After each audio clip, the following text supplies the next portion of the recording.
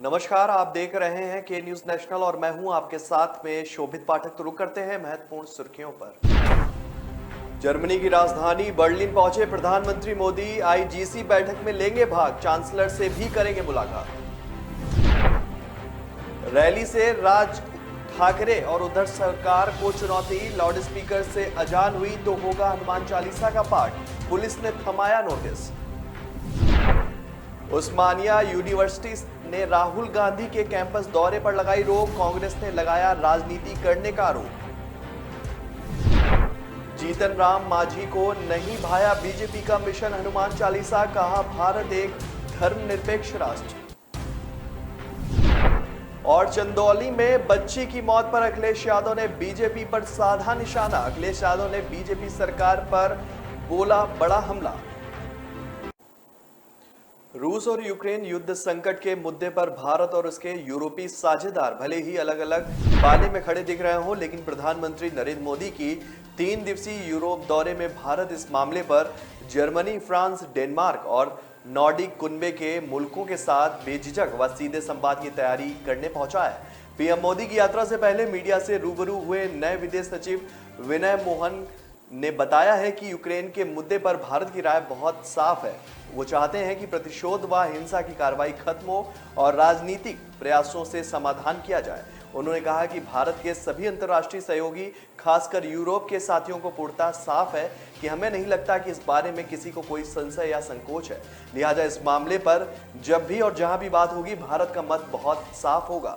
यह नहीं भूलना चाहिए कि किसी भी मत में उसकी प्रस्तावना ही नहीं होती, बल्कि उसका सकारात्मक पहलू भी होता है। अंतर्राष्ट्रीय स्तर पर हमारे साथियों को इसी मत की न केवल जानकारी है, बल्कि गहराई से समझ भी है। उन्होंने कहा कि महत्वपूर्ण है कि बर्लिन में चांसलर ओलाफ सुल्टस अपने जिस दफ्तर में प्रधानमंत्री नरेंद्र मोदी के साथ बातचीत करेंगे, उससे महज चंद मीटर के फासले पर ही यूक्रेन से आए शरणार्थियों के लिए राहत कैंप स्थापित किए गए हैं। जर्मनी की सत्ता में आई एसडीपी और ग्रीन पार्टी की नई सरकार इस मामले में संवेदनशील भी है और इस मामले में भारत से अधिक मुखर रुख की उम्मीद भी जता चुकी है। महाराष्ट्र में हनुमान चालीसा के पाठ पर विवाद थमने का नाम नहीं ले रहा है। अभी नवनीत राणा का मामला संभला भी नहीं था कि एमएनएस चीफ राज ठाकरे ने हनुमान चालीसा को लेकर एक बड़ा बयान दे दिया है, जिससे उनकी मुश्किलें और भी बढ़ गई हैं। पुलिस ने उन्हें नोटिस तक भेज दिया है। पुलिस ने उन्हें रैली में नियम तोड़ने पर नोटिस दिया है। उनके साथ साथ एमएनएस कार्यकर्ताओं को भी पुलिस ने नोटिस दिया है। पुलिस ने धारा 149 के तहत ये नोटिस भेजा है। कहा जा रहा है कि आपराधिक रिकॉर्ड वाले एमएनएस कार्यकर्ताओं को पुलिस हिरासत में भी ले सकती है। औरंगाबाद की रैली में राज ठाकरे ने सबसे बड़ी बात कही। उन्होंने कहा कि अगर लाउड स्पीकर पर अजान होगी तो हम भी हनुमान चालीसा का पाठ करेंगे। तालियों की गूंज के बीच हमारे कार्यकर्ताओं के सामने राज ने ऐलान किया और यह भी कहा कि वो महाराष्ट्र में दंगा नहीं चाहते, लेकिन अगर कोई सही रास्ते से नहीं समझेगा तो फिर महाराष्ट्र में जो होगा उसकी जिम्मेदारी राज ठाकरे की नहीं होगी। राज ठाकरे के मुताबिक महाराष्ट्र में अभी नहीं तो कभी नहीं जैसे हालात हैं। पुलिस सभी मस्जिदों से लाउड स्पीकर हटाए। औरंगाबाद की रैली तो खत्म हो गई, लेकिन उसका भाषण विरोधियों को नागवार गुजरा है और अब पुलिस भी मामले की जांच के मूड में है। राज ठाकरे के भाषण का टेप भी मंगवाया गया है। औरंगाबाद में कल की रैली में राज ठाकरे ने भाषण से जो धमकाया और लोगों से बात की है, वो पुलिस के रडार पर भी आ गई है। पुलिस सूत्रों के मुताबिक आज राज ठाकरे के भाषण की टेप मंगवाकर पुलिस उसकी गहनता से जांच करेगी। इसके बाद कोई निर्णय लेगी। कांग्रेस के पूर्व अध्यक्ष राहुल गांधी तेलंगाना के उस्मानिया यूनिवर्सिटी में दौरा करने को लेकर जो है अब राजनीति शुरू हो गई है। दरअसल देश की जाने मानी उस्मानिया यूनिवर्सिटी ने राहुल गांधी को अपने कैंपस में दौरे की इजाजत नहीं दी है। राहुल गांधी का 7 मई को कैंपस जाने का प्लान था और इसे एक गैर राजनीतिक दौरा बताया जा रहा है। थाना यूनिवर्सिटी ने लिखित रूप से दौरा रद्द करने की जानकारी नहीं दी है, लेकिन उस्मानिया यूनिवर्सिटी की आधिकारिक परिषद ने कथित रूप से इनकार कर दिया। इसके बाद से कांग्रेस और टीआरएस आमने सामने आ गए हैं और इस मामले को लेकर कांग्रेस ने तेलंगाना राष्ट्र समिति के नेतृत्व वाली सरकार पर आरोप लगाया है। टीआरएस ने राहुल गांधी के दौरे को रोकने के लिए यूनिवर्सिटी पर दबाव बनाया है। कांग्रेस विधायक जग्गा रेड्डी ने कहा है कि राज्य सरकार ने राहुल गांधी की उस्मानिया यूनिवर्सिटी में विजिट को लेकर संस्थान पर दबाव बनाया। उन्होंने कहा कि हमेशा तेलंगाना आंदोलन समेत छात्र आंदोलनों के लिए जानी जाती है, जबकि हमने साफ कहा था कि यह दौरा गैर राजनीतिक होगा, लेकिन फिर उन्होंने इसे कैंसिल कर दिया। बिहार के पूर्व मुख्यमंत्री जीतन राम मांझी ने बीजेपी के मिशन हनुमान चालीसा पर हमला बोला है। उन्होंने कहा है कि पूरे देश में हनुमान चालीसा का पाठ ठीक नहीं है। मांझी ने कहा कि भारत एक धर्मनिरपेक्ष देश है। वहीं लाउड स्पीकर विवाद पर उन्होंने कहा कि सुप्रीम कोर्ट की गाइडलाइन का बिहार सरकार को भी पालन करना चाहिए और सर्वोच्च न्यायालय के दिशा निर्देशों के मुताबिक लाउड स्पीकर लगाए जाएं। मंदिर मस्जिद हर जगह ये नियम लागू होना चाहिए। दरअसल निजी दौरे पर बेगूसराय पहुंचे पूर्व मुख्यमंत्री जीतन राम मांझी ने केंद्र की नरेंद्र मोदी के 8 साल पूरे होने पर 26 मई को देश भर में हनुमान चालीसा करने के सवाल पर कहा है कि साल पूरे होने पर हनुमान चालीसा होता है तो यह सेंटीमेंट जागना और धार्मिक भावना जगाना है। उन्होंने कहा कि राष्ट्रीय स्तर पर करना उचित नहीं है। देश के हर लोग कोई भी हनुमान चालीसा, राम, कोई भी अन्य भगवान पर आस्था रखते हैं, लेकिन पूरे देश में अभियान चलाकर लोगों को जबरदस्ती हनुमान चालीसा का पाठ कराना ये ठीक नहीं है। यूपी में एक बार फिर से पुलिस सवालों के कटघरे में खड़ी हो गई है। चंदौली में हिस्ट्री सीटर की बेटी की मौत का मामला अब तूल पकड़ता जा रहा है। गैंगस्टर कन्हैया यादव के घर दबिश देने गई पुलिस पर अपराधी की बेटी को पीटने का बड़ा आरोप लग रहा है, जिसमें एक बेटी की मौत भी हो गई। इसका एक वीडियो भी जमकर वायरल हो रहा है। अब इस मामले में सपा प्रमुख अखिलेश यादव की भी एंट्री हो गई। अखिलेश यादव ने इस मामले में ट्वीट कर योगी सरकार को घेरा है। चंदौली की घटना पर पूर्व सीएम ने अखिलेश यादव ने ट्वीट कर लिखा है कि बीजेपी के राज में। इस ट्वीट में उन्होंने एक फोटो भी शेयर की जिसमें लिखा हुआ है कि चंदौली में दबिश के दौरान युवती की मौत पर बवाल, पुलिस की पिटाई से मौत का आरोप, ग्रामीणों ने पुलिसकर्मी को पीटा, वाहनों के शीशे तोड़े, इंस्पेक्टर निलंबित। इससे पहले समाजवादी पार्टी के ट्विटर हैंडल से भी इस घटना की निंदा की गई है। उन्होंने ट्वीट कर लिखा है कि यूपी में पुलिस हत्यारी बन चुकी है। निरंतर निर्दोष नागरिकों की बीजेपी सरकार द्वारा प्रायोजित हत्या हो रही है। चंदौली में घर में घुसकर पुलिसकर्मियों द्वारा 2 बेटियों की बर्बरता से पिटाई की, जिसमें एक बेटी की मृत्यु अत्यंत दुखद है। इस पर तुरंत ही कार्रवाई होनी चाहिए। तो ब्रेक पर जाने से पहले रुक करते हैं महत्वपूर्ण सुर्खियों पर। जर्मनी की राजधानी बर्लिन पहुंचे प्रधानमंत्री मोदी आईजीसी बैठक में लेंगे भाग, चांसलर से भी करेंगे मुलाकात। रैली से राज ठाकरे और उद्धव सरकार को चुनौती, लाउड स्पीकर से अजान हुई तो होगा हनुमान चालीसा का पाठ, पुलिस ने थमाया नोटिस। उस्मानिया यूनिवर्सिटी ने राहुल गांधी के कैंपस दौरे पर लगाई रोक, कांग्रेस ने लगाया राजनीति करने का आरोप। जीतन राम मांझी को नहीं भाया बीजेपी का मिशन हनुमान चालीसा, कहा भारत एक धर्मनिरपेक्ष राष्ट्र। और चंदौली में बच्ची की मौत पर अखिलेश यादव ने बीजेपी पर साधा निशाना। अखिलेश यादव ने बीजेपी सरकार पर बोला बड़ा हमला।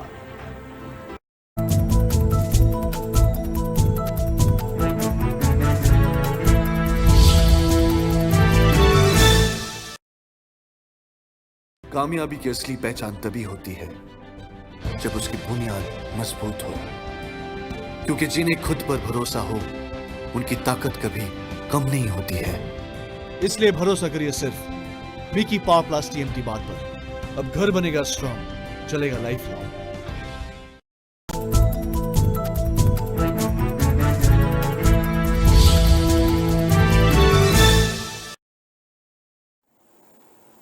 ब्रेक के बाद फिर स्वागत है आपका। रुक करते हैं आगे की खबरों पर।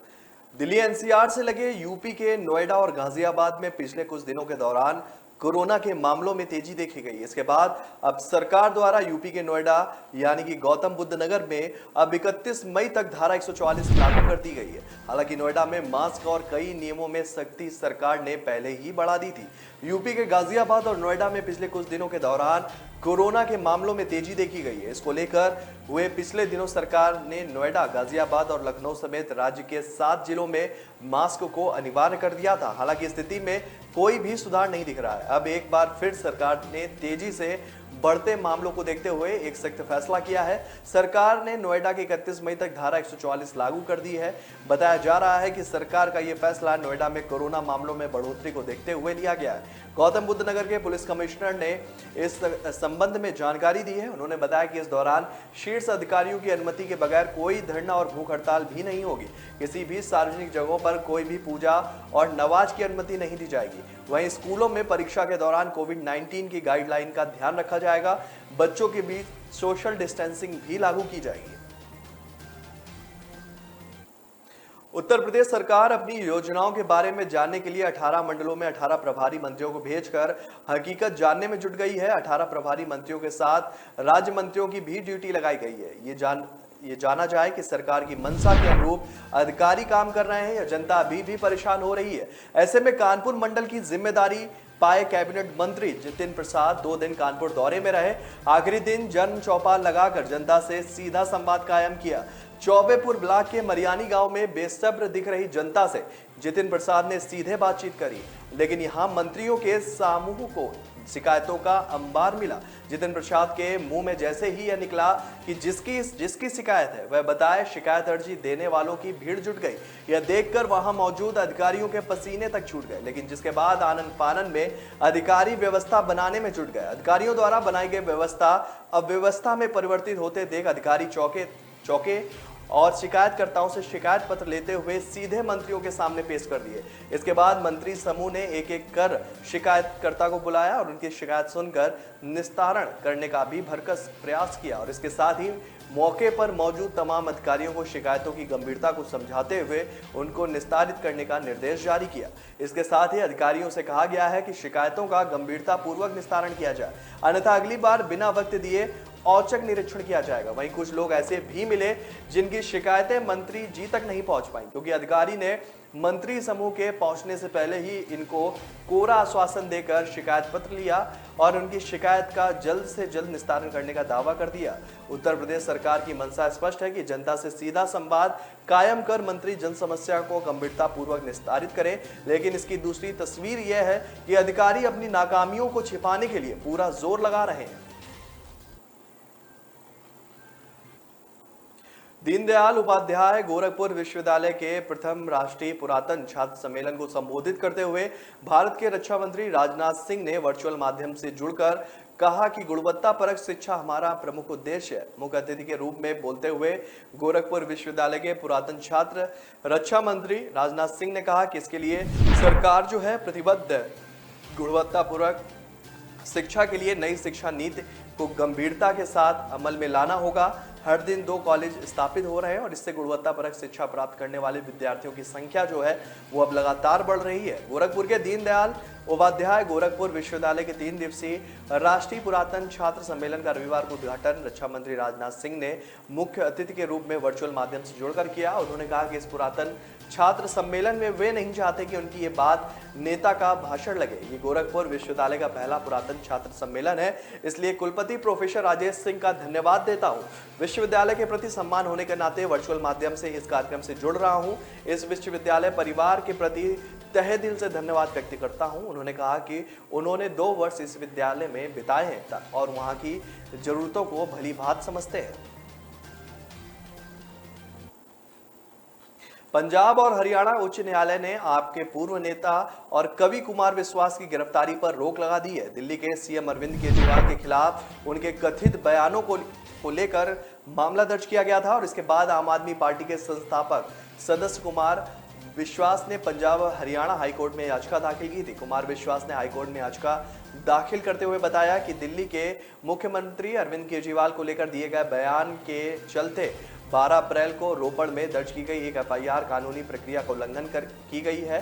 कुमार विश्वास ने कहा था कि उनके खिलाफ यह एफआईआर रोपड़ में दर्ज की गई है, जबकि उन्होंने इंटरव्यू में जो है वो मुंबई में दिया था। इसके साथ ही उन्होंने यह भी बताया कि इस मामले में बिना किसी जांच के जल्दबाजी में एफआईआर दर्ज की गई है। 12 अप्रैल को दर्ज इस एफआईआर की कॉपी 10 दिन बाद 22 अप्रैल दोपहर 3 बजे उन्हें दी गई। याची ने कहा कि यह एफआईआर उनकी अभिव्यक्ति की स्वतंत्रता का हनन है। इस प्रकार दर्ज की गई एफआईआर साफ तौर पर राजनीतिक रंजित का नतीजा भी है। कुमार विश्वास सहित केजरीवाल से जुड़े मामलों में पैरवी के लिए पंजाब सरकार के सीनियर एडवोकेट पुनीत बाली को नियुक्त किया गया है। पंजाब के एडवोकेट जनरल की एक पूरी टीम मौजूद होने के बाद पंजाब सरकार ने इन मामलों की पैरवी के लिए सीनियर एडवोकेट पुनीत बाली को चुना है। पश्चिम बंगाल में भाजपा में कलह का दौर जारी है। एक के बाद एक लगातार इस्तीफे हो रहे हैं और ऐसे में केंद्रीय गृह मंत्री अमित शाह ने खुद राज्य की कमान संभाल ली है। वे 4 मई को पश्चिम बंगाल दौरे पर जा रहे हैं, लेकिन इससे पहले ही उत्तर 24 परगना जिले के बारासात के कम से कम 15 भाजपा नेताओं ने पार्टी से इस्तीफा दे दिया है। हालांकि बारासात जिला अध्यक्ष तापस मिश्रा ने इस पर कुछ भी बोलने से इनकार कर दिया है। उन्होंने कहा है कि मुझे नहीं पता कि इन लोगों ने इस्तीफा क्यों दिया। सभी इस्तीफे भाजपा के प्रदेश अध्यक्ष सुकांता मजूमदार को भेजे गए हैं। हालांकि मजूमदार ने भी इस पर टिप्पणी करने से इनकार कर दिया है। इस्तीफा देने वालों में राज्य समिति के सदस्य, मंडल के पूर्व अध्यक्ष और जिला समिति के सदस्य तक शामिल है। तो ब्रेक पर जाने से पहले रुक करते हैं अब तक की महत्वपूर्ण सुर्खियों पर। जर्मनी की राजधानी बर्लिन पहुंचे प्रधानमंत्री मोदी आईजीसी बैठक में लेंगे भाग, चांसलर से भी करेंगे मुलाकात।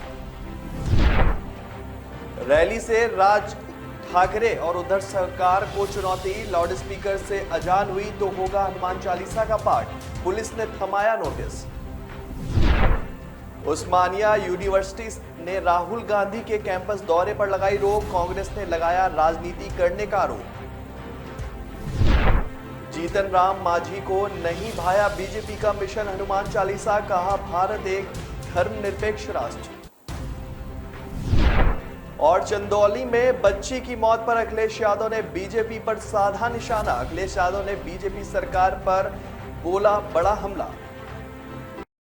न ऐश का न द्वेष का, यह दंगल है देश का, सुलगती समस्याओं के जुलसते सवालों का होगा दंगल देश का, प्रशासन के प्रश्नों को लेकर होगा दंगल देश का। शिक्षा, स्वास्थ्य, समाज, कानून और व्यवस्था के आज क्या है हालात, सोमवार से शुक्रवार रोज रात 8 बजे जलपा क्षत्रिय के साथ दंगल देश। ब्रेक के बाद फिर स्वागत है आपका। रुक करते हैं आगे की खबरों पर। देश के नामचीन चुनाव रणनीतिकार प्रशांत किशोर ने सोमवार को अपने नए जन सुराज अभियान का शंखनाद किया। उन्होंने कहा कि वे इसकी शुरुआत बिहार से करेंगे। बीके के नाम से मशहूर राजनीतिक रणनीतिकार ने अभी ये स्पष्ट नहीं किया है कि क्या वे अपनी कोई नई पार्टी बनाने जा रहे हैं। माना जा रहा है कि कांग्रेस में शामिल होने व सबसे पुरानी पार्टी के कायाकल्प का मिशन बीच में छूटने के कारण नई राजनीतिक शुरुआत करेंगे। प्रशांत किशोर ने ट्वीट कर अपने नए अभियान का ऐलान किया। उन्होंने लिखा कि लोकतंत्र का एक सार्थक भागीदार बनने और जन समर्थक नीतियों को आकार देने में मदद करने की मेरी खोज ने बीते 10 सालों में उतार चढ़ाव देखे हैं। अब मैं यहाँ नया पन्ना पलटने जा रहा हूँ। अब मुद्दों और जन सुराज के मार्ग को बेहतर ढंग से समझने के लिए रियल मास्टर यानी कि जनता के पास जाने का समय आ गया है। शुरुआत बिहार से होगी। प्रशांत किशोर के बीते कुछ दिनों से कांग्रेस में जाने की चर्चा थी। हाल ही में उन्होंने 2024 के लोकसभा चुनाव में कांग्रेस के बेहतर प्रदर्शन को लेकर पार्टी के कायाकल्प का एक प्रेजेंटेशन भी पेश किया। हालांकि कांग्रेस और उनके बीच बात नहीं बनी और अंतिम दौर में उन्होंने कांग्रेस से किनारा कर लिया। मुख्यमंत्री पुष्कर सिंह धामी ने उत्तराखंड के टिहरी जिले में सिद्धपीठ मां सुरकंडा देवी मंदिर में रोपवे सेवा का शुभारंभ किया। 5 करोड़ रुपए की लागत से बना 502 मीटर लंबा सुरकंडा रोपवे शुरू होने से श्रद्धालु जो है मात्र 5 से 10 मिनट में सुगमता पूर्वक मां सुरकंडा देवी के मंदिर तक पहुंच जाएंगे और उनके दर्शन कर सकेंगे। रोपवे की क्षमता लगभग 500 व्यक्ति प्रति घंटा की है। उत्तराखंड के गठन के बाद यह पहली महत्वपूर्ण रोपवे परियोजना है जिसका निर्माण राज्य पर्यटन विभाग द्वारा किया गया है। मां सुरकंडा देवी मंदिर में पूजा अर्चना करने के बाद धामी ने कहा कि मंदिर के लिए रोपवे सेवा शुरू होने से श्रद्धालुओं को दर्शन करने में सुगमता होगी और स्थानीय लोगों की आजीविका भी बढ़ेगी। रोपवे को यात्रियों एवं पर्यटकों के लिए प्रदूषण मुक्त यातायात का प्रमुख साधन बताते हुए मुख्यमंत्री ने कहा कि राज्य सरकार द्वारा केंद्र की वर्तमान योजना के तहत विभिन्न रोपवे परियोजना पूरी की जा रही है। देश में कोरोना संक्रमण के मामले बीते कुछ दिनों से लगातार बढ़ रहे हैं और इस दौरान 2 बार संक्रमण दर फिर से बढ़कर 1% ज्यादा हो गई है। बीते 4 से 5 दिनों में रोज 3000 से ज्यादा मरीज मिल रहे हैं। बीते 24 घंटे में सक्रिय केस 19,500 के पार पहुंच गए हैं। इनमें से 408 की बढ़ोतरी हुई है। वहीं 3,157 नए संक्रमित मिले। केंद्रीय स्वास्थ्य मंत्रालय द्वारा सोमवार सुबह 8 बजे अपडेट किए गए आंकड़ों के अनुसार बीते 24 घंटे में 26 लोगों ने महामारी की चपेट में आने से दम तोड़ दिया। राहत की बात यह है कि बीते 24 घंटे में 2,723 लोगों ने कोरोना को मात दे दी है। इस तरह देश की रिकवरी दर 98.74% बनी हुई है। वहीं मृत्यु दर 1.22% है। 26 और मौतों के साथ देश में कुल मृतकों का आंकड़ा 5,23,869 तक पहुंच गया है। कुल संक्रमितों का आंकड़ा 4,30,82,345 पर पहुंच गया है। महाराष्ट्र में लाउड स्पीकर और हनुमान चालीसा विवाद के बीच अयोध्या जाने की राजनीति अब तेज हो गई है। आगामी चुनाव को देखते हुए सभी पार्टियां हिंदुत्व के मुद्दे पर जोर दे रही हैं। इन सबके बीच राज ठाकरे की पार्टी महाराष्ट्र नवनिर्माण सेना एक कदम आगे बढ़ाते हुए मुंबई की सड़कों पर चलो अयोध्या का पोस्टर उन्होंने लगा दिया। हालांकि पोस्टर वार कल से ही शुरू हो गया था, जहां शिवसेना ने औरंगाबाद में हर जगह बाबा साहब के पोस्टर लगाए थे, जिसमें लिखा था कि बाबा साहब जैसा कोई नहीं होगा। वहीं एमएनएस ने भगवा कपड़ों में राज ठाकरे के पोस्टर लगाए थे। रैली के लिए राज ठाकरे औरंगाबाद पहुंच चुके हैं। महाराष्ट्र नवनिर्माण सेना शहर में चलो अयोध्या का उन्होंने पोस्टर भी लगाया, जिसमें लोगों से जून के महीने में राज ठाकरे की अयोध्या में यात्रा में शामिल होने की अपील की गई है। छत्तीसगढ़ की कांग्रेस सरकार ने श्रमिक दिवस के मौके पर राज्य के सरकारी कर्मचारियों को बड़ी सौगात दी है। सीएम भूपेश बघेल ने कर्मचारियों का महंगाई भत्ता 5% बढ़ाने का ऐलान किया है और इसी की तरह बुजुर्ग श्रमिकों को 10,000 रुपए की एक मुश्त सहायता राशि दी जाएगी। छत्तीसगढ़ के शासकीय कर्मचारियों के महंगाई भत्ते में यह बढ़ोतरी 1 मई 2022 से लागू होगी। रविवार को सीएम बघेल ने ट्वीट कर यह जानकारी दी। अभी राज्य के कर्मचारियों को 17% महंगाई भत्ता मिल रहा है, अब यह बढ़कर 22% हो जाएगा। लंबे समय से कर्मचारी भत्ता बढ़ाने की मांग कर रहे थे। मई दिवस पर मुख्यमंत्री भूपेश बघेल ने कर्मचारियों व श्रमिकों के हित के लिए बड़ी घोषणाएं की हैं। उन्होंने छत्तीसगढ़ भवन एवं अन्य मंडल में पंजीकृत भवन श्रमिकों व अन्य श्रमिकों के लिए सहायता योजना की घोषणा भी की है और इस योजना में बुजुर्ग श्रमिकों को एक मुश्त 10,000 रुपए की सहायता राशि प्रदान की जाएगी। तो फिलहाल इस बुलेटिन में मेरे साथ इतना ही। आगे की खबरों के लिए बने रहिए के न्यूज नेशनल के साथ। तब तक के लिए नमस्कार। जर्मनी की राजधानी बर्लिन पहुंचे प्रधानमंत्री मोदी आईजीसी बैठक में लेंगे भाग, चांसलर से भी करेंगे मुलाकात। रैली से राज ठाकरे और उद्धव सरकार को चुनौती, लाउड स्पीकर से अजान हुई तो होगा हनुमान चालीसा का पाठ, पुलिस ने थमाया नोटिस। उस्मानिया यूनिवर्सिटी ने राहुल गांधी के कैंपस दौरे पर लगाई रोक, कांग्रेस ने लगाया राजनीति करने का आरोप। जीतन राम मांझी को नहीं भाया बीजेपी का मिशन हनुमान चालीसा, कहा भारत एक धर्मनिरपेक्ष राष्ट्र। और चंदौली में बच्ची की मौत पर अखिलेश यादव ने बीजेपी पर साधा निशाना, अखिलेश यादव ने बीजेपी सरकार पर बोला बड़ा हमला।